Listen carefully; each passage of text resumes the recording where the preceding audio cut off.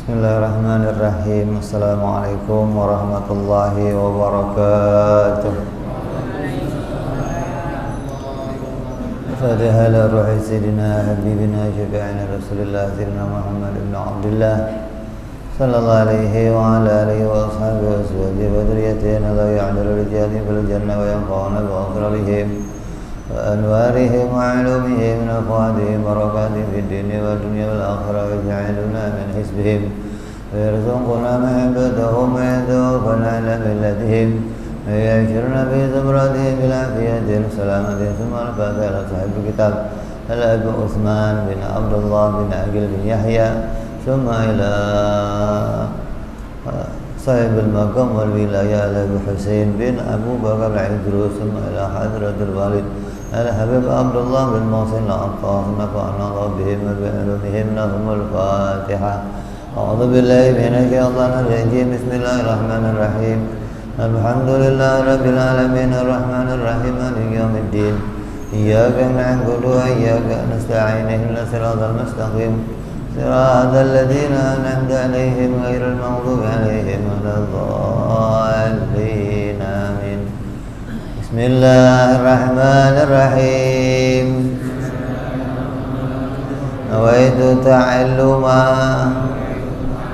wa ta'lima wa tadhakkura wa tadhkira wa naf'a wal intifa'a wal ifadata wal istifadata wal hitha ala tamassuki bi kitabillahi sunnati rasulillah sallallahu alaihi wasallam wa du'a ilal huda wa dilalata alal khairi ibtigha'a mardatihi wa qurbihi wa thawabihi wa husnil khatimah ma'al lutfi wal afiyah wa salahil aqibah. Bismillahirrahmanirrahim. Alhamdulillahirabbil alamin. Wassalatu wassalamu ala asyrafil anbiya'i wal mursalin sayyidina wa habibina wa syafi'ina wa maulana Muhammadin wa ala alihi wa sahbihi ajma'in. Amma ba'du. Qala musanniful kitab rahimahullah nafa'ana bihi wa bi'ulumihi fid darain. Allahumma iftah qulubana futuhal arifin wa bihidmatika wa ansur alaina birahmatika ya arhamar rahimin. Ila anfal.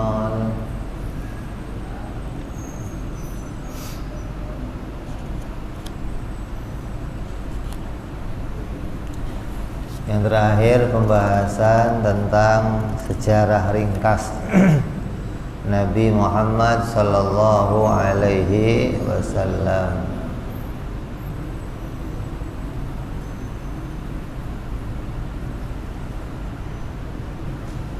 Setelah bicara tentang bagaimana kehidupan beliau sejak beliau dilahirkan sampai beliau wafat pada usia 63 tahun. Juga kita telah sebutkan sedikit tentang bagaimana hal-hal yang istimewa yang dikhususkan untuk Nabi Muhammad sallallahu alaihi wasallam. Maka selanjutnya kita diperintahkan pula untuk mengetahui silsilah keluarganya Rasulullah. Ini seyogyanya kata ulama. Kok seyogyanya kenapa? Ya selayaknya, sepantasnya seorang pemimpin kita itu ya kita mengetahui keadaan keluarganya. Bagaimana kita menjadikan beliau sebagai pemimpin kita, tapi kita nggak tahu bagaimana keadaan keluarganya, nggak tahu beliau dari mana, nggak tahu beliau anaknya siapa, nggak tahu beliau siapa keluarganya, kan nggak pantas gitu. Maka sepantasnya seorang muslim mengetahui keadaan keluarganya Nabi Muhammad sallallahu alaihi wasallam. Maka Rasulullah sallallahu alaihi wasallam dari arah ayahnya itu beliau disebutkan sebagai seseorang semua dari keluarga yang terhormat. Ayahnya Nabi Muhammad sallallahu alaihi wasallam bernama Sayyid Abdullah. Kemudian kakek beliau bernama Sayyid Abdul Muttalib bin kakeknya lagi bernama Hashim bin Abdul Manaf bin Qusay bin Kilab bin Murrah bin Ka'ab bin Lu'ay ibn Ghalib ibn Fihir ibn Malik ibn Nadhar ibn Kinanah ibn Huzaimah ibn Mudrikah ibn Ilyas bin Mudhar bin Nizar bin Ma'ad bin Adnan. Ini nasabnya Rasulullah ke atas. Nabi Shallallahu Alaihi Wasallam hanya menyebutkannya sampai kepada Sayyidina Adnan, gitu, tidak lebih. Siapa yang melanjutkannya ulama berbeda-beda. Dia mengatakan hukumnya makruh. Kenapa kok makruh? Karena Nabi tidak pernah menyebutkannya lebih dari Sayyidina Adnan. Makanya ada tuh kadang yang bisa menyebutkan nasab Nabi sampai ke Nabi Ibrahim, sampai ke Nabi Nuh, bahkan sampai ke Nabi Adam alaihissalam. Hukumnya apa? Ulama beda-beda. Ada yang mengatakan hukumnya makruh. Kenapa? Karena jalurnya ada yang berbeda. Jalurnya tidak langsung disebutkan oleh Nabi Muhammad Sallallahu Alaihi Wasallam, hingga nggak ada kepastian akan benarnya, gitu. Tapi yang pasti benarnya adalah silsilah Rasulullah dari beliau sampai ke Sayyid Adnan, gitu. Kalau kita mau tahu sejarah lengkapnya, bagaimana kehidupannya Sayyid Abdullah, bagaimana kehidupan Sayyid Abdul Muttalib, Sayyid Hashim, maka bisa kita baca di buku-buku sejarah yang lengkap. Tapi di sini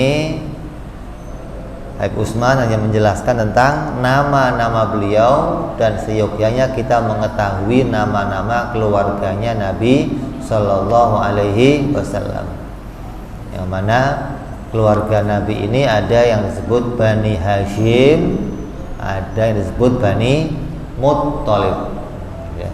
Dua keluarga ini mereka adalah orang yang diharamkan menerima zakat. Ini namanya keluarga Nabi nih, keluarga khusus, keluarga yang di dalam agama disebut mereka adalah orang-orang yang terjaga, mereka orang-orang yang tidak boleh bagi mereka menerima dari uang zakat. Ada lagi keluarga Nabi yang disebut sebagai keluarga yang kalau Nabi berdoa, ya Allah lindungi aku dan keluargaku, maka keluarga di situ bisa jadi adalah seluruh umatnya, yang mereka adalah orang-orang yang berada, mereka adalah ahli syahadat, mereka adalah ahli kiblat, mereka adalah orang-orang yang disebut sebagai umat Nabi Muhammad Sallallahu Alaihi Wasallam. Jadi keluarga Nabi itu nggak harus Bani Hashim dan Bani Muttalib. Kalau dalam urusan syariah, urusan zakat, maka keluarga Nabi ya termasuk Bani Hashim dan Bani Muttalib. Tapi kalau urusannya dalam makom doa, maka berarti itu seluruh umatnya Nabi Sallallahu Alaihi Wasallam. Kalau keluarga yang khusus, ada lagi keluarga yang namanya Ahlul Kisah. Itu orang-orang yang didoakan Nabi Sallallahu Alaihi Wasallam. Siapa? Nabi pernah membuka selendangnya kemudian menutupkan ke keluarganya, yaitu Sayyidina Ali, Siti Fatimah, Sayyidina Hasan dan Sayyidina Husain. Maka disebut namanya ahlul kisah. Ini yang kita ketahui batasan siapa yang disebut sebagai keluarganya Nabi Muhammad Sallallahu Alaihi Wasallam. Jadi kalau ada yang menyebutkan dia hafal nih nama keluarga Nabi terus ke atas sampai ke Nabi Adam, hukumnya apa? Ulama mengatakan hukumnya makruh. Ada yang mengatakan ya boleh saja, tapi enggak disunnahkan untuk mengetahuinya. Tapi kalau yang diperintahkan kita tahu ya sampai Sayyidina Adnan. Terus silsilah Nabi Muhammad Sallallahu Alaihi Wasallam dari arah ibundanya Rasulullah Sallallahu Alaihi Wasallam, ibundanya bernama Siti Aminah. Siti Aminah binti Wahab binti Abdi Manaf bin Zuhrah bin Kilab. Ini kakeknya Nabi juga ada yang namanya Abdi Manaf, juga ada yang namanya Kilab. Tapi ketemunya dari abah dan ibu itu ada di Sayyidina Kilab. Maka jalurnya ke atas bersambung terus sampai sama kepada Sayyidina Adnan gitu loh. Jadi kalau mau diurut-urut ya berarti masih apa? Sepupuan gitu. Karena Kilab punya anak dua. Ada namanya Qusay, ada namanya Zuhrah. Ini Zuhrah punya anak ke bawah sampai ke Sayyidatina Aminah. Kemudian Qusay punya anak sampai ke Sayyid Muhammad, Nabi Muhammad Sallallahu Alaihi Wasallam. Kemudian nama istri-istri Nabi Muhammad Sallallahu Alaihi Wasallam. Istri pertama beliau dan istri tercinta beliau adalah bernama Siti Khadijah. Ini beliau adalah istri yang dari beliau Nabi memiliki 6 orang putra putri, 6 orang anak. Selama dengan Siti Khadijah Nabi tidak pernah menikah lagi. Orang mengatakan Nabi Muhammad itu tukang nikah, senangnya nikah. Kan kita udah tahu kemarin bahwa nikah atau kawin bagi Nabi Muhammad adalah ibadah. Dan itu sesuatu yang diperintahkan oleh Allah Subhanahu wa ta'ala. Jadi kalau dia mengatakan orang-orang di luar sono, seorang sekuler, orang filsafat, orang di luar Islam yang mencemooh Nabi kok istrinya banyak, Nabi kok tukang kawin. Padahal kita lihat selama dengan Siti Khadijah Nabi tidak pernah menikah dengan wanita yang lain gitu. Sampai meninggalnya Siti Khadijah radhiyallahu taala anha barulah Nabi menikah lagi dengan yang lainnya. Jadi kalau Nabi itu diomong tukang nikah ya dari awal sudah nikah banyak mestinya begitu. Tapi enggak begitu ceritanya gitu loh. Jadi Nabi termasuk suami yang setia kepada Siti Khadijah sebagai istri pertama beliau. Sampai istri pertama beliau meninggal dunia, baru Nabi menikah lagi dengan wanita yang lainnya. Istri beliau yang lainnya yang pertama namanya juga ada Zainab bin Huzaimah. Kemudian ada Aisyah. Kemudian ada Hafsah, ada Saudah, ada pula Sofiyah. Kemudian ada Maimunah, ada Ummu Habibah, ada Ummu Salamah, ada Zainab binti Jahsin, dan ada Juwairiyah. Ini istri-istri beliau yang mana setelah meninggal Nabi Muhammad ada 9 istri yang masih hidup yang disebutkan sebagai Ummul Mukminin, ibunya orang yang beriman, yang mana orang mukmin diperintah menjaga kehormatan mereka. Yang disebut namanya siapa? Ummul Mukminin. Mereka lah istrinya Rasulullah Sallallahu Alaihi Wasallam, dan nggak boleh ada yang menikahinya, nggak boleh. Nggak ada istri Nabi dinikahi lagi sama orang lain, nggak boleh, haram hukumnya gitu. Kalau istrinya kiai, nah buat rebutan boleh. Pak kiai meninggal, istrinya boleh. Apalagi istrinya pejabat, ya. Kenapa? Yang penting ada warisannya, gitu maksudnya. Beda sama istrinya Rasulullah SAW. Kenapa? Karena istri beliau disebutnya sebagai ibunya orang beriman. Karena Rasulullah sebagai apa? Abul Mukminin, bapaknya orang yang beriman nih. Artinya Nabi yang mengurus urusan rohaninya orang-orang mukmin. Maka begitu pula istri-istri beliau radhiyallahu taala anhum. Kemudian perlu kita ketahui pula, ibu yang menyusui Nabi Muhammad sallallahu alaihi wasallam. Rasulullah pertama disusui oleh siapa? Suwaibah al-Aslamiyah, seorang wanita yang dibebaskan oleh paman beliau Abu Lahab, yang mana ketika beliau lahir, pamannya mendapatkan berita dengan gembira, dia membebaskan seorang budak namanya Suwaibah al-Aslamiyah yang kemudian menyusui Nabi Muhammad sallallahu alaihi wasallam. Kemudian ibu susu yang kedua namanya Halimatus Sa'diyah, yang mana beliau menyusui Nabi dan Nabi tinggal di rumah beliau sampai usia 6 tahun. Karena pada awalnya 4 tahun, kemudian dikembalikan ke rumahnya. Ketika itu di Mekah ada wabah, Nabi diambil kembali dan tinggal di sana lagi 2 tahun sampai usia 6 tahun, baru kembali lagi ke rumah ibundanya di kota Makkah. Kemudian putra putri beliau ada 3 yang laki-laki dan 4 orang yang perempuan. Yang pertama namanya Qasim. Makanya Nabi dapat julukan siapa? Abu Qasim. Karena riwayat ulama, boleh nggak saya ngasih nama Nabi anak saya Qasim? Ya boleh aja. Boleh nggak saya dijuluki Abu Qasim? Kata ulama, ya boleh aja. Tapi selagi Nabi hidup tidak boleh ada yang punya julukan Abu Qasim, gitu kata ulama.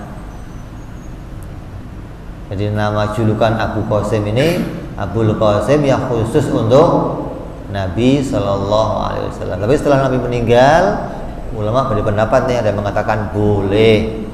Kenapa kok waktu Nabi hidup nggak boleh? Karena ada yang menjadikan sebagai ejekan, sebagai ledekan, gitu. Ada orang namanya Abu Qasim dipanggil, Abu Qasim. Rasulullah nengok, bukan ente yang saya panggil, dia, gitu. Maka dari hal itulah turun perintah bahwa dilarang seseorang memberi nama Abu Qasim, karena itu khusus untuk Nabi Shallallahu Alaihi Wasallam pada masa hidup beliau. Tapi setelahnya kata ulama boleh saja memberi nama anaknya Qasim dan punya julukan Abu Qasim. Ada yang mengatakan ya nggak boleh juga, itu khusus untuk Rasulullah. Ini beda pendapat, tapi yang banyak mengatakan boleh selama Nabi sudah meninggal dunia. Kemudian putra beliau yang kedua namanya Abdullah. Abdullah ini julukannya banyak. Ada yang menjuluki Thayyib, ada yang menjuluki Thahir. Kata ulama, Abdullah julukannya Thayyib dan julukannya Thahir. Kata ulama yang lain, Thayyib dan Thahir nama lain juga putra Nabi, gitu.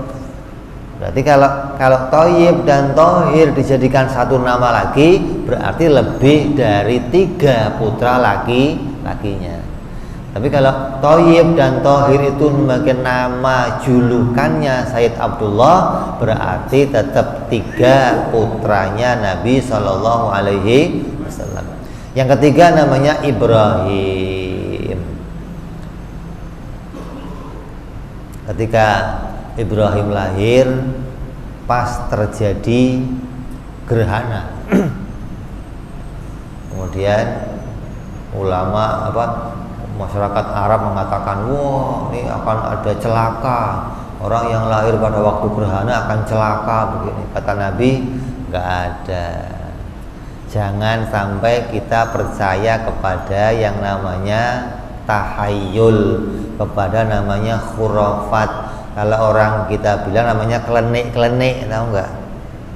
Yang begitu namanya apa? Klenik, kata orang Jawa. Hal-hal yang berkaitan sama budaya-budaya Jawa yang harus kita buang tuh. Dalam Islam nggak ada yang begitu-begitu. Kan kita sering nih kalau mau keluar rumah tahu-tahu kejatuhan cicak, apes nih. Ada begitu? Ya. Kalau di jalan kelindes kucing, wah celaka kamu. Ada begitu? Itu harus dibuang jauh-jauh yang begitu gitu. Selama dalam agama Islam masih ada klenik-klenik begitu, Islam nggak akan pernah mengalami kemajuan seperti dulu, nggak bisa. Itu namanya hal-hal yang harus dibuang, itu khurafat, kisah-kisah tahayul, ada begini, cerita begini harus dibuang. Makanya kita mementingkan sekali pelajaran ilmu akidah agar kita tahu nih batasan mana yang membawa kepada kesyirikan dan mana yang nggak bawa kepada kesyirikan. Karena ada hal-hal yang namanya khurafat, kisah-kisah tahayul yang sampai pada sebuah kesyirikan. Orang bawa keris.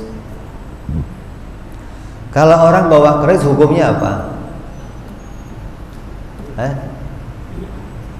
Yang bawa keris ya boleh aja. Ini bawa pistol aja boleh. Yang penting jangan dibegini-beginikan kerisnya. Wah, tangkap Satpol PP ini bisa-bisa. Nah kalau orang bawa keris tapi niatnya macam-macam. Kalau kamu lihat orang bawa keris, jangan kamu tanya macam-macam, dan nggak boleh kamu tanya, bawa keris niatnya apa? Syirik nggak kamu? Ini ada isinya nggak? Jadikan jimat apa enggak? Jangan ditanya macam-macam gitu. Jangan kita akidahnya sampai kepada klenik-klenik begitu. Kalau ada orang bawa keris, ya sudah anggap keris senjata, selesai gitu. Jangan sampai kita masuk ke dalamnya, wah ini kerisnya ada isinya, wah ini kerisnya keris keramat, wah ini kerisnya keris kalau tiap malam suruh dimandiin. Udah nggak perlu nanya. Sementara kita dengan belajar akidah, kita mau menghilangkan yang begitu-begitu tuh. Nggak ada mandiin keris, nggak ada keris dikasih makan emas. Keris itu klenik-klenik semua yang harus kita buang gitu loh. Nggak ada begitu-begitu, nggak ada. Jadi kita nggak akan pernah maju selagi cara beragama kita masih menggunakan cara-cara yang demikian. Itu maksudnya. Islam dulu begitu majunya mereka. Banyak di antara orang-orang Islam yang punya penemuan-penemuan yang istimewa. Bisa menemukan peta, bisa menemukan jam, bisa menemukan kompas, bisa menemukan ilmuwan-ilmuwan. Sekarang kok nggak ada? Lah wong klenek-klenek semua begitu urusannya. Nah, gimana mau maju pikirannya? Maka kita mau kembalikan ke sana, caranya bagaimana? Ya hilangkan yang demikian, pakai apa? Kembali kepada dasar agama, gitu loh. Mana yang penting untuk kita ketahui, yang harus kita imani, mana yang harus kita dulukan. Kalau ada orang begitu ya kita nggak usah ikut-ikut, itu bukan urusannya kita. Dan jangan sampai kita terlibat jadi orang-orang yang sebagaimana mereka. Ya. Yang ketiga, putra beliau namanya Sayyid Ibrahim radhiyallahu anhu. Kemudian 4 orang putri beliau, yang pertama namanya Ruqayyah, yang kedua namanya Zainab, kemudian yang ketiga namanya Ummu Kulsum, terus yang terakhir namanya Fatimah Zahra, istrinya Sayyidina Ali bin Abi Thalib, khalifahnya Rasulullah sallallahu alaihi wasallam. Sayyidina Ali dan Siti Fatimah dikaruniai 2 orang putra yang melahirkan keturunan yang sampai sekarang bersambung hingga kepada para habaib yang ada sekarang ini, yaitu Sayyidina Hasan dan Sayyidina Husain radhiyallahu taala anhuma, yang Rasul mengatakan mereka keduanya adalah pemimpinnya pemuda nanti di surganya Allah Subhanahu wa taala. Nah, sekarang lagi banyak kegaduhan nih. Dengar ya. Orang-orang yang meragukan apa? Para habaib, nasabnya habaib. Mereka mau teriak-teriak bagaimana, tetap tidak mempengaruhi apa yang sudah diyakini oleh umat Islam. Kenapa? Karena ini sudah menjadi bagian dari apa yang jadi pengetahuan umum bagi orang muslim, bahwa Rasulullah punya cucu, yang cucunya kemudian punya anak, terus bersambung sampai kepada para habaib di tanah air kita, yang banyak sekarang berada di Yaman. Dari Yaman kemudian menyebarkan agama Islam ke Filipina, ke Thailand, ke Singapura, ke Brunei, sampailah juga ke Indonesia. Jadi kita jangan ikut serta.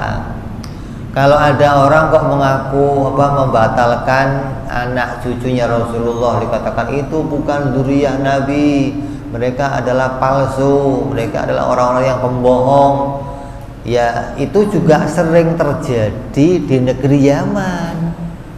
Di Yaman, tempat pusatnya para habaib, juga banyak orang begitu, mengatakan habaib ini bukan habaib asli, ini palsu, nasabnya nggak bersambung sampai ke zaman Nabi.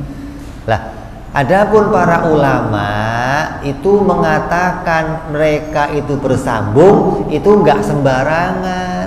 Mereka punya metode ilmiah, mereka punya kajian yang bisa dibuktikan. Artinya di zaman sekarang nih banyak ulama-ulama yang masyhur. Di antara ulama-ulama itu menyebutkan dalam buku-buku mereka, ya saya bersaksi bahwa Habib Anu betul-betul cucunya Nabi. Saya bersaksi Habib Anu cucunya Nabi. Ini ulama ini bersaksi tiap generasi, gitu loh. Bukan tiba-tiba sekarang muncul orang ngaku cucu Nabi, bukan. Dari mulai zamannya khalifah-khalifah dulu, zamannya Sayyidina Umar, ketika itu akan dicatat semua nama-namanya sahabat Rasulullah, orang muslim akan dicatat. Kata Sayyidina Umar, yang pertama harus dicatat adalah nasabnya Nabi Muhammad SAW. Dicatat tuh, siapa putra beliau, siapa cucunya, siapa istri, catat semuanya. Dan nasab itu terus bersambung, diteruskan tuh ke khalifah berikutnya, khalifah berikutnya, khalifah berikutnya, hingga saksinya banyak yang menyaksikan para ulama bahwa mereka betul-betul keturunan Nabi Muhammad SAW. Jadi kalau ada orang yang meragukan mereka keturunan Rasulullah, itu nggak cuma sekarang, udah dari dulu, dan semuanya terjawab, gitu loh, bahwa apa yang mereka tuduhkan itu salah, karena keturunan Rasulullah terus bersambung sampai kepada para habaib di zaman sekarang. Itu di luar negeri begitu doang, hanya memalsukan. Tapi di Indonesia aneh, udah namanya habaib dipalsukan, dianggap mereka bukan habaib, terus mereka yang ngaku diri mereka habib. Nah, ini yang aneh begitu tuh. Aneh nih. Kalau mau menolak habaib, tolak aja. Ini bukan habib, ini palsu, selesai. Ini enggak, mereka bukan habib, yang habib saya. Nah, kan aneh. Lah kalau mereka bukan habib, anak cucu Nabi terputus, lah kok tiba-tiba kamu ngaku habib? Lah kamu dari mana habibnya? Loncat gitu atau gimana sih? Orang-orang aneh maksudnya. Jadi kata orang-orang Yaman, di tempat kami juga sering orang-orang memalsukan nasab kami sering, tapi yang nggak pernah setelah kami dipalsukan mereka ngaku habib, nggak pernah begitu. Hanya di di negeri dongeng doang yang ada. Makanya ini aneh, keadaan Indonesia itu aneh. memalsukan nasabnya habaib, dia anggap habaib nggak punya anak cucu, malah mereka ngakunya anak. Dari mana keluarnya gitu loh ya. Jadi jangan aneh-aneh dah, udah kita ikut pendapatnya para ulama yang mereka udah jelas keilmuannya. Kayak di Indonesia siapa? Mbah Hasyim Asy'ari. Siapa ya nggak kenal Mbah Hasyim? Pendiri NU. Siapa yang nggak tahu kealimannya Mbah Hasyim Asy'ari? Imam Nawawi Al-Bantani. Kalau zaman itu mereka yang masih hidup, mereka mengakui para habaib yang berjuang bersama mereka. Kalau mereka itu ragu, mereka dulu yang akan ngomong, karena mereka punya ilmu, mereka tahu aturan, mereka tahu perkataan para ulama. Tapi nyatanya mereka menyebutkan bahwa para habaib betul-betul yang sekarang bersambung kepada Nabi Muhammad Sallallahu Alaihi Wasallam. Ini jangan aneh-aneh dah. Nah terus muncul lagi nih berita, Habib satu lebih mulia dari 70 kiai. Jangan ikut-ikut berita begitu. Nasab itu nggak punya kemuliaan. Kalau mau bicara kemuliaan, yang lebih mulia tetap ilmu pengetahuan gitu. Jangan mendahulukan nasab daripada ilmu. Kalau ada orang alim, ada habaib yang nggak alim, maka ikutlah pendapatnya orang yang alim gitu. Karena alim lebih didahulukan di dalam fatwanya, lebih didahulukan untuk kita ikuti, karena mereka jelas tahu mana jalan yang benar dan mana jalan yang salah. Lah kalau ada habaib alim, kiai alim, yang kita ikuti mana? Ya habaib gitu. Kenapa? Karena dia punya dua di situ, punya ilmu dan punya nasab gitu. Nah kalau ada habaibnya nggak berilmu, kiainya berilmu, kita ikut yang mana? Ikut kiai, gitu dong. Jangan, pokoknya habib biar bodoh, saya mau ikutin. Ya aneh begitu. Mau selamat dari mana ente, gitu loh. Nggak tahu jalannya, gitu loh. Lah kalau habaib, walaupun dia nggak punya ilmu, tetap kita menghormatinya. Beda nih. Kenapa? Karena beliau adalah anak cucu Rasulullah, darah dagingnya Rasulullah, yang punya darah tersambung sampai Nabi. Kita wajib menghormatinya. Beda nih. Kalau bicara mengikuti, cari orang yang berilmu. Kalau ada yang sama, habaib berilmu, kiai berilmu, ikut mana? Ikut habaib, gitu loh. Karena dia punya dua kemuliaan. Gitu loh. Apa? Kemuliaan nasab dan ilmu gitu ya. Jadi paham ya? Jangan ikut-ikutan. Pokoknya habib itu walaupun bodoh lebih mulia dari 70 orang kiai. Itu melebih-lebihkan, nggak benar yang begitu. Gitu loh. Tetap ilmu di atasnya nasab gitu. Jangan sampai nasab dibanggakan hingga dia nggak mau cari ilmu, kemana-mana bawa nasab. Enggak. Bawa nasab boleh, tapi hasilnya apa? Hanya dapat penghormatan.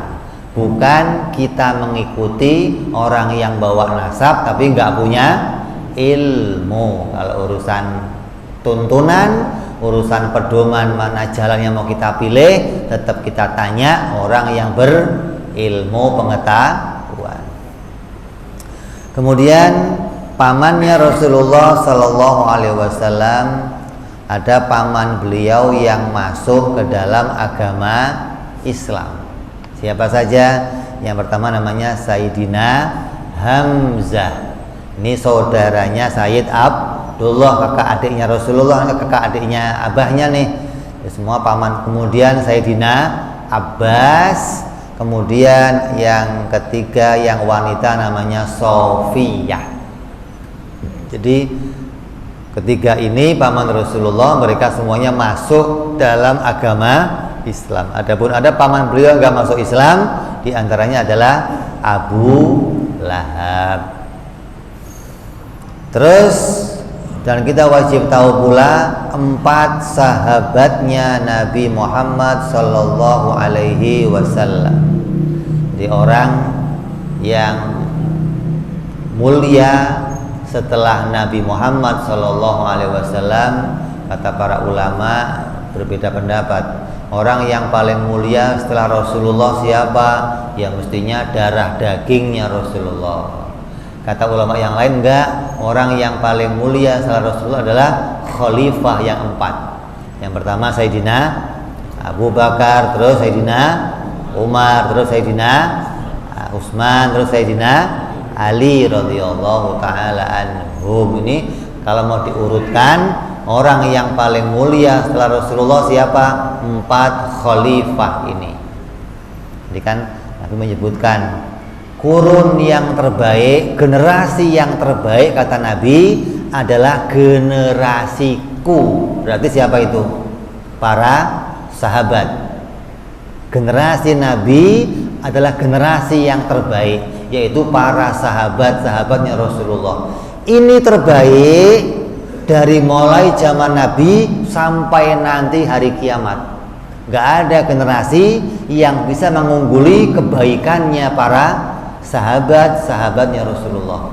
Bahkan kata ulama, dan lebih baik mereka adalah generasi terbaik dari zaman Nabi sampai ke atas ke Nabi Adam. Coba, generasi terbaik. Bahkan kata Rasulullah, andai kalian mengeluarkan sedekah segunung Uhud tidak bisa dibandingkan dengan sedekahnya sahabatku yang hanya 100 gram emas. 100 gram itu berapa? 1 on. 1 on seberapa sih? Emas 1 on paling ini dibandingkan gunung Uhud kamu sedekahkan nggak sebanding dengan sahabatku. Kenapa? Betapa mereka orang-orang yang dimuliakan oleh Allah, karena mereka orang yang berjuang langsung bersama Nabi Muhammad sallallahu alaihi. Mereka mengorbankan keringat mereka, darah mereka, harta mereka untuk Rasulullah sallallahu alaihi wasallam, hingga apapun yang mereka berikan sedikit tapi nilainya di hadapan Allah tidak bisa diukur dengan pemberian kita yang banyak gitu.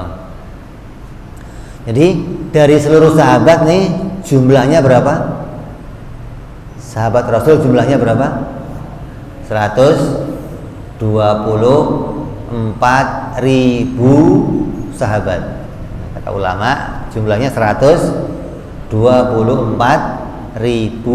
sahabat. Dari yang 124.000 yang paling mulia berapa? 4 ini yang termulia tuh. Sayyidina Abu Bakar, Sayyidina Umar, Sayyidina Utsman, Sayyidina Ali. Terus setelah mereka siapa lagi? Setelah mereka adalah orang-orang yang disebutkan oleh Nabi 10 orang yang akan masuk surga. Asyra mubasyirina bil jannah. Ada 10 orang yang Nabi menyebutkan langsung akan dimasukkan surga. Siapa diantaranya? 4 orang sahabat ini tadi, dan ditambah 6 orang sahabat yang lainnya. Itu yang mulia tuh. Jadi 4 ditambah 6 berapa jumlahnya? 10. Terus yang mulia lagi siapa? Ditambah lagi setelah mereka yang 10 ini, orang-orang yang ikut perang Badar. Jadi dari 124.000 tingkatnya macam-macam. Ada yang paling mulia, ada yang di bawahnya. Gitu. Orang yang ikut perang Badar jumlahnya berapa? 313 orang. Terus setelah orang yang ikut perang Badar siapa lagi? Orang yang ikut perang Uhud. Di perang Uhud juga ada para sahabat yang ikut. Setelah perang Uhud siapa lagi? Orang yang ikut pada Bai'atur Ridwan, perjanjian bersama Nabi Muhammad sallallahu alaihi wasallam. Gitu.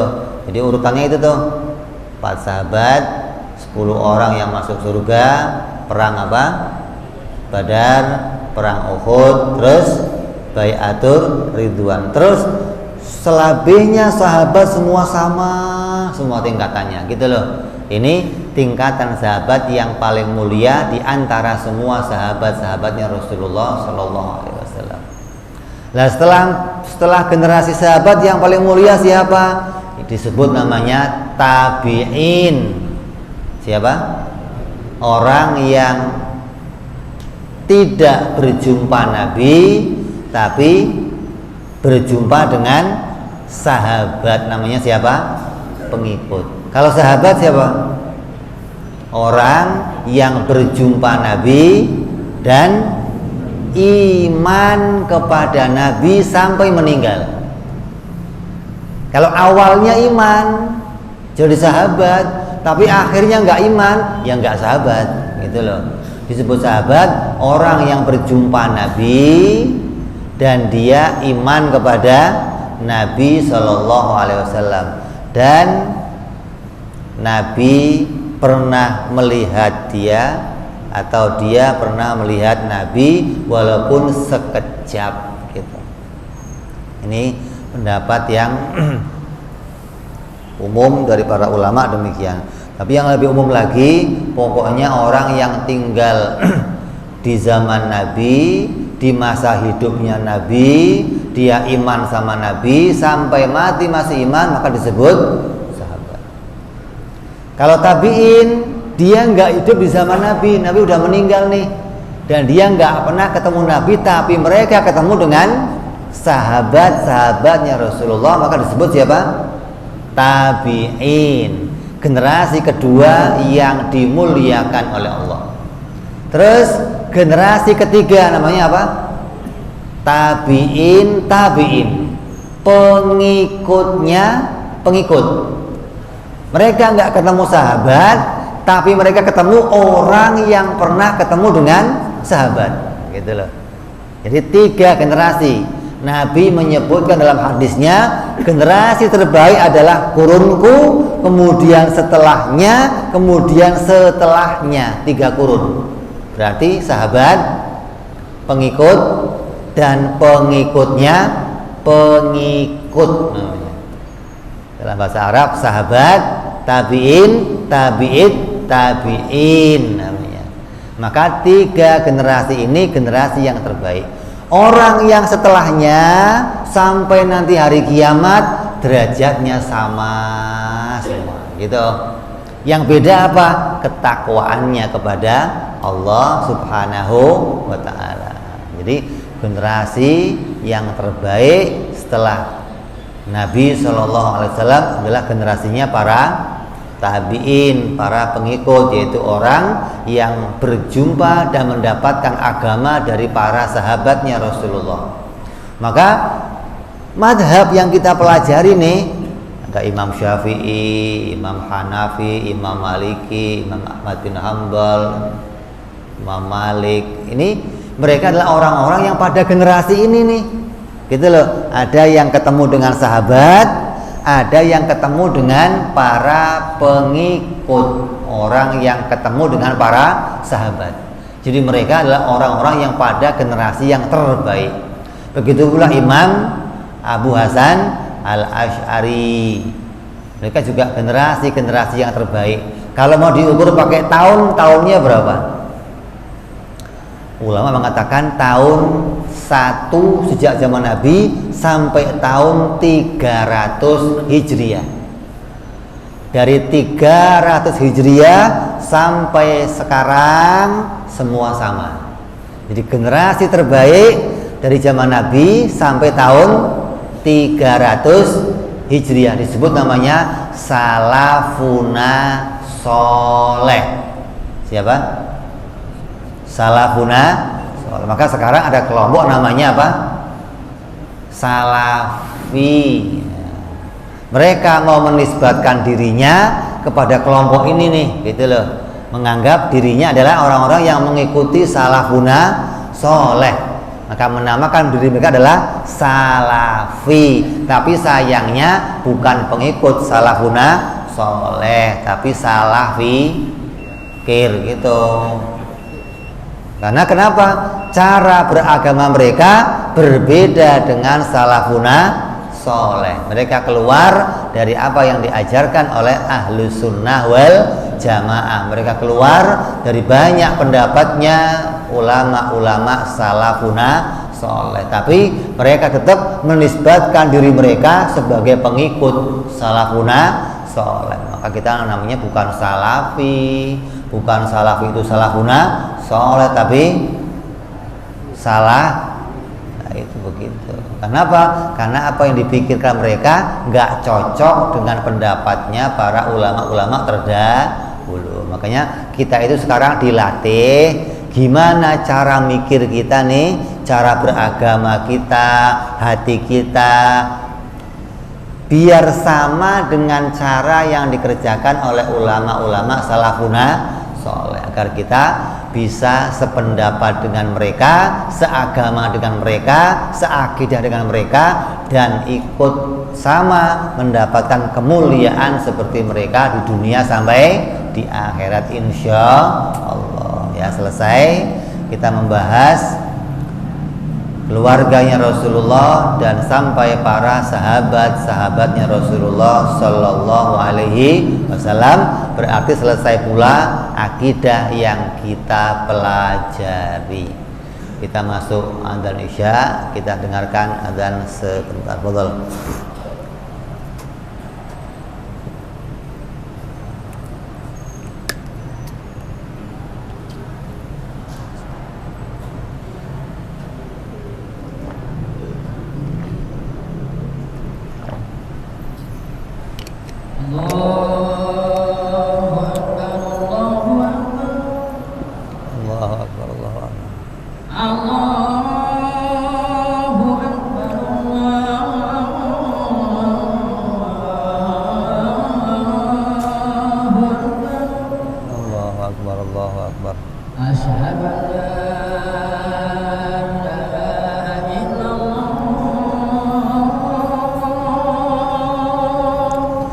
La ilaha illallah.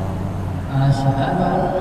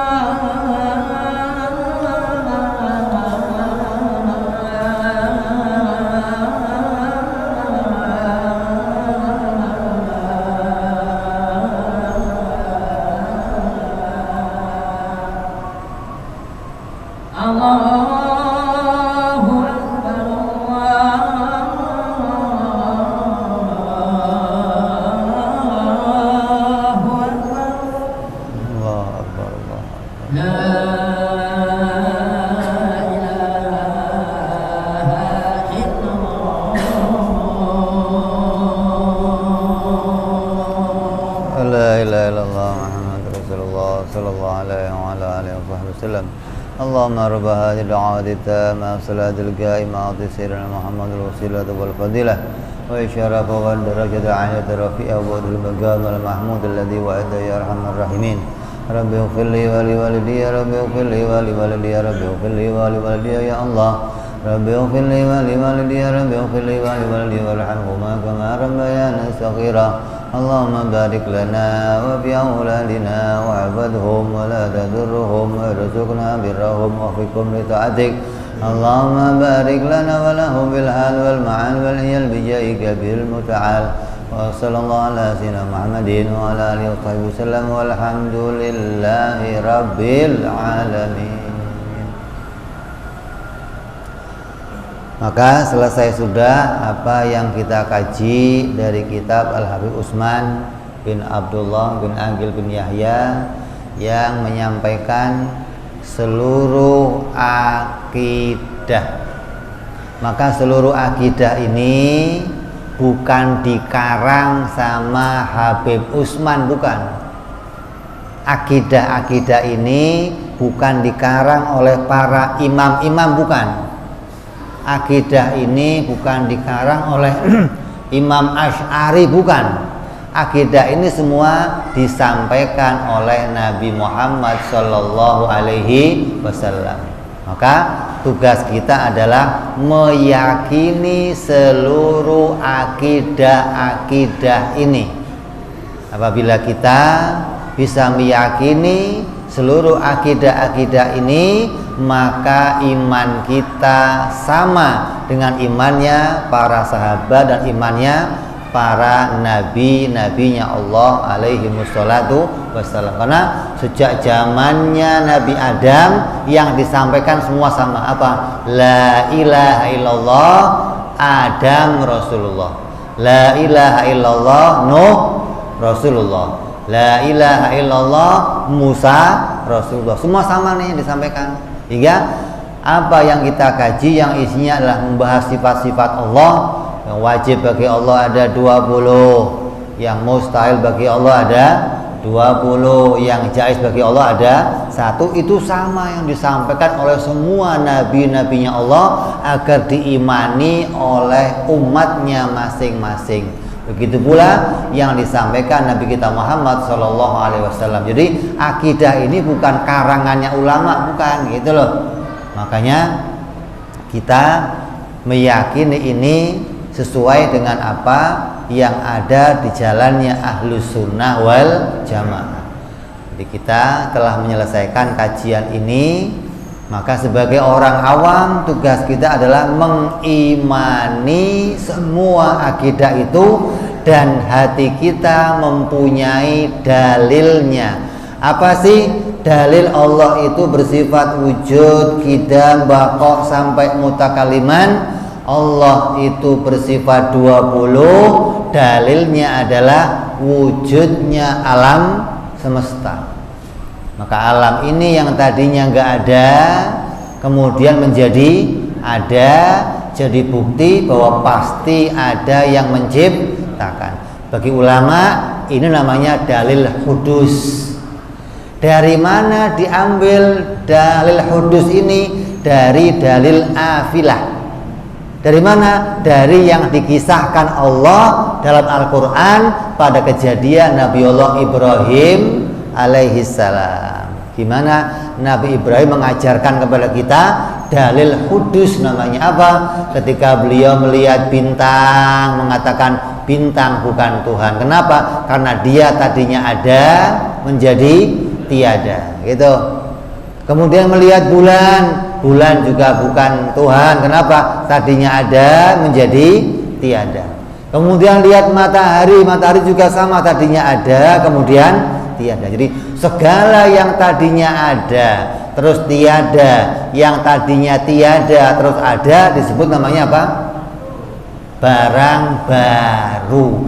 Tiap-tiap barang baru pasti butuh diciptakan. Dari situlah akal kita terbangun bahwa Allah pasti ada dan Allah wajib bersifat dengan 20 sifat, dari wujud, qidam, baqa sampai mutakalliman. Siapa orangnya yang meyakini beserta dalil barunya alam, maka imannya selamat dunia sampai akhirat. Ini yang disepakati oleh para ulama. Siapa yang gak iman dengan 20 sifat ini dan gak ngerti dalil barunya alam, maka imannya diperselisihkan. Coba, ada ulama yang mengatakan tidak sah, ada yang mengatakan sah tapi dosa. Ente milih yang mana? Ente milih yang mana? Sah tapi dosa. Yang satu, orang yang nggak ngerti 20 sifat ini dan nggak ngerti dalil barunya alam. Dua keadaannya. Satu ulama mengatakan tidak sah imannya, satu mengatakan sah tapi dosa. Milih yang mana? Milih yang mana? Nggak milih semua, Bib, gitu. Milih yang mana? Milih ngerti sifat 20 beserta dalilnya barunya alam semesta. Kenapa? Karena dalilnya barunya alam itu adalah dalil burhani rabbani yang mengajarkan Allah langsung dalam Al-Quran. Bagaimana kita bisa mengetahui sesuatu yang tadinya nggak ada terus jadi ada, pasti diciptakan. Maka dengan dalil inilah kita meyakini adanya Allah dan meyakini semua sifat-sifatnya Allah Subhanahu wa ta'ala. Maka ini kitab kajiannya penting untuk kita pelajari, karena siapa yang nggak tahu ini, nggak ngerti ini, imannya dalam dua posisi. Apa tadi? Satu dikatakan apa? Tidak sah. Satu sah tapi dosa. Kenapa dosa? Meninggalkan berpikir mengenal Allah Subhanahu wa ta'ala, gitu. Berapa ratus ayat di Quran merintahin kita mikir. Afala ta'qilun, afala tadzakarun, afala tubsirun, afala ta'lamun, afala tadabbarun. Berapa banyak ayat.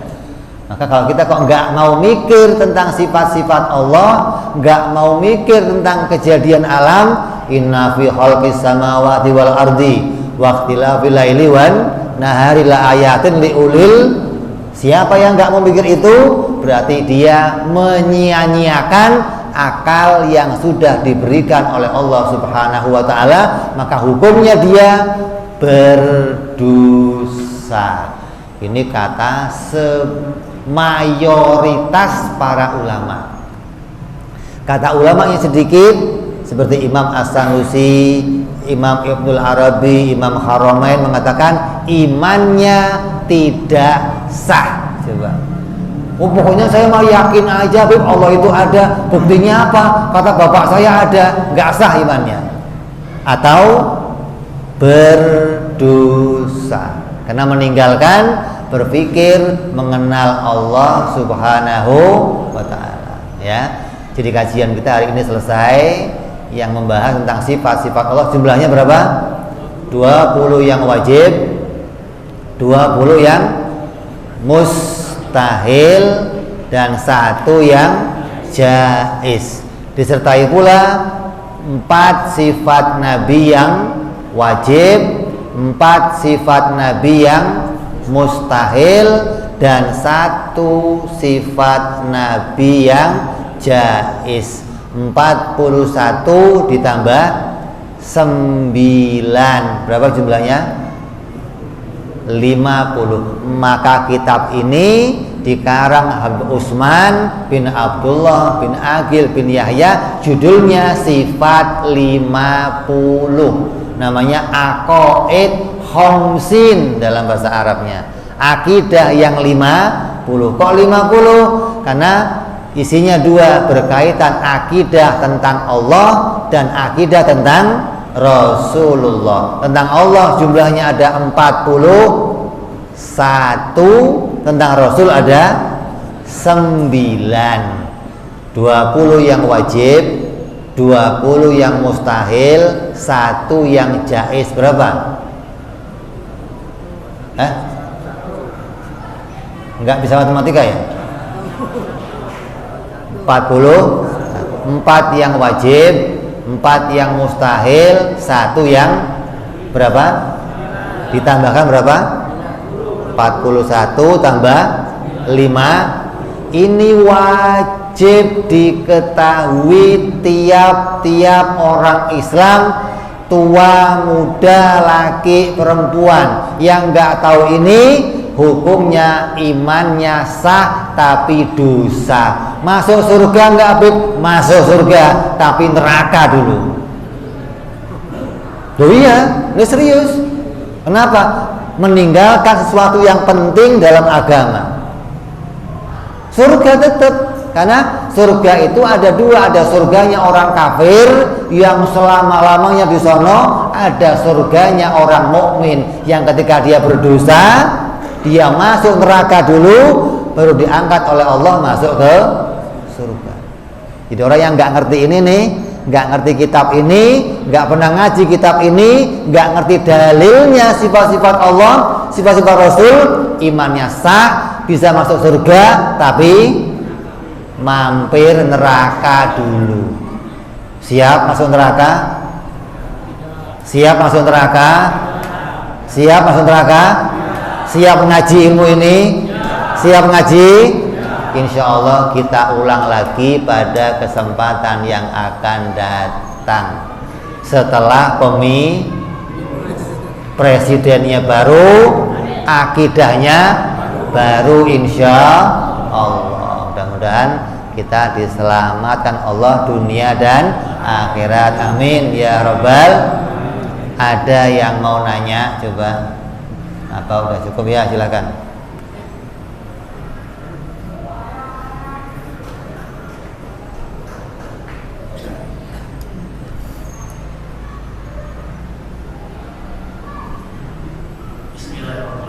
Assalamualaikum warahmatullahi wabarakatuh. Assalamualaikum warahmatullahi wabarakatuh. Saya mau bertanya, para ulama mengatakan seseorang tidak ada yang mengatakan perkara yang baik, bahkan Nabi pun. Apakah Nabi Muhammad juga tidak tahu perkara yang baik? Soalnya dia istilahnya pernah menciptakan kiamat nanti akan adanya dazal, adanya yang ada di mana. Mohon penjelasan ini. Assalamualaikum warahmatullahi wabarakatuh. Perkara bagaimana ini maksudnya? Waalaikumsalam warahmatullahi wabarakatuh. Nabi itu ya bukan tukang ramal. Nabi yang nggak ngerti perkara gaib, kecuali berita itu diberitakan sama Allah Subhanahu wa ta'ala. Dan perkara gaib yang diberitakan Allah, Nabi menyampaikannya pada kita. Dan kita juga tahu perkara gaib itu apa? Adanya surga dan neraka. Apa itu? Perkara gaib. Gaib itu apa sih? Gaib itu apa? Nggak kelihatan. Berarti barang kamu gaib dong. Nggak kelihatan sih? Gaib itu sesuatu yang diciptakan Allah, diberitakan oleh Allah, tapi belum ditunjukkan pada kita, gitu loh. Barang yang udah diciptain nih, dan diberitakan keberadaannya, tapi belum diperlihatkan, gitu loh. Kalau dilihatkan gimana? Berarti bukan ujian dong. Kan iman malaikat itu ujian. Iman nggak kamu sama beritanya Nabi? Iman sama hari akhir, iman sama surga, neraka, apalagi iman sama para nabi yang terdahulu, iman sama adanya hari hisab, iman sama siratal. Nah, iman semua tuh, itu semua udah diberitain oleh Nabi, dan Nabi dapat beritanya dari Allah. Kita disuruh iman, kok nggak ditunjukkan? Kenapa? Kalau ditunjukkan bukan ujian, gitu. Ini ujian iman. Bagaimana kita percaya kepada Nabi Muhammad SAW? Lah, untuk percaya Rasul gimana? Ini ngajinya ini tadi. Gimana kita tahu Nabi wajib sidik, amanah, fatonah, tablik? Apa dalilnya? Di kitab ini diajarkan semuanya. Hingga kita iman dengan semua berita Nabi dengan bukti bahwa yang disampaikan Nabi pasti benar. Bukan asal yakin, bukan loh. Bedanya agama Islam dan agama di luar Islam apa? Agama di luar Islam juga punya keyakinan. Hindu punya keyakinan, Buddha punya keyakinan, Kristen punya keyakinan, Islam. Tapi bedanya apa? Agama Islam diperintahkan kamu ngerti dalil tentang keyakinan kamu. Gak boleh cuman yakin, gak boleh. Tapi di agama lain kamu cukup yakin. Beda nih, gak boleh cari tahu yang saya yakin ini bener gak ya, gak boleh tahu. Cukup percaya beritanya pendeta, cukup percaya beritanya pastor, cukup. Islam nggak boleh cukup percaya, nggak boleh. Tapi kamu harus punya bukti. Apa buktinya Nabi itu sedik kalau ngomong?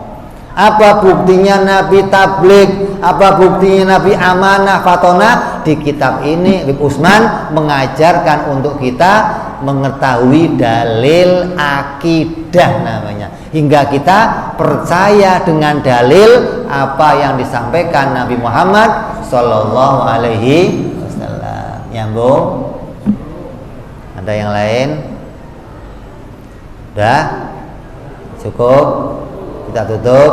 Insya Allah kita sambung akan datang. Wallahu a'lam bishawab. Wa ila hadratin Nabi. Al-Fatihah.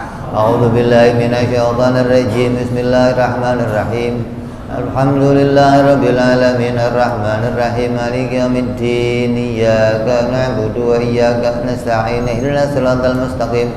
Siratal ladzina an'amta 'alaihim ghairil maghdubi 'alaihim waladdallin. Amin.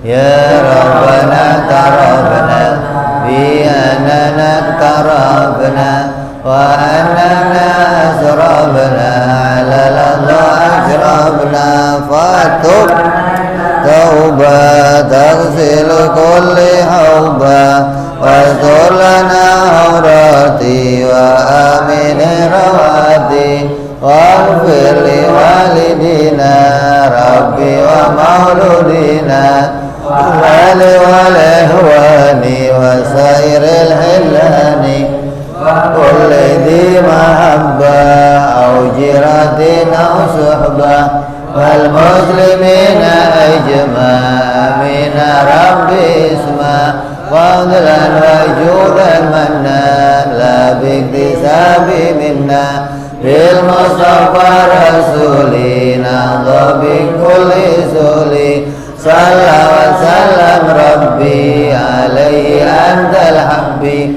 wa alihi wa sahbihi idada tawsi sahbi walhamdulillahi bil badi wa tanai subhana rabbika rabbil izzati amma yasifun salamun al mursalin walhamdulillahi rabbil alamin. Assalamualaikum warahmatullahi wabarakatuh.